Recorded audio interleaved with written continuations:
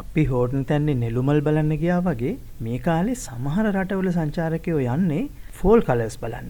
ඒ කියන්නේ ගස්වල ඉදෙන කොළ බලන්න. සමකයෙන් උතුරේ සමශීතෝෂ්ණ කලාපයේ රටවල් වල ඒ කියන්නේ ටෙම්පරේට් සෝන් රටවල් වල මේ දවස්වල ගෙවෙන්නේ සරත් සමය. ඕටම් නැත්නම් ෆෝල් කියන සීසන් එක. ඉතින් හැම ගහකම වගේ කොළ ඉදිලා එක යායට එක පාටයි. බලන්න ලස්සනයි. මේ ඇමරිකාවේ ෆෝල් කලර්ස් බලන්න අපි ගිය එක පාරක්. බ්ලූ රිජ් පාර්ක්වේ කියන්නේ ඇමරිකාවේ තියෙන බොහොම සීනික් හයිවේ එකක්.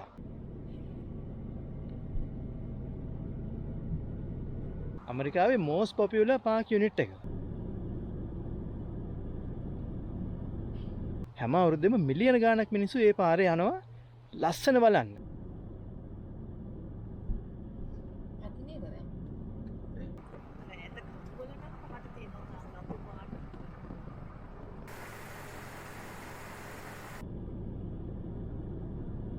මම හිතන්නේ අපි මේ පාක් වේගේ හොඳම හරියට ඇවිල්ලා තියෙන්නේ දැන්. දැන් තමයි. මේ අම්මා see this. ඇත්තටම මම මේ කල්පනා කර කර ආවා මේකට මොකද්ද කියන්නේ කියලා මේ අපි කොහේ යනවා කියලාද කියන්නේ කියලා. මේ වෙනමම තැනකට තමයි යන්නේ. I mean, the queen is dead. But like, yeah.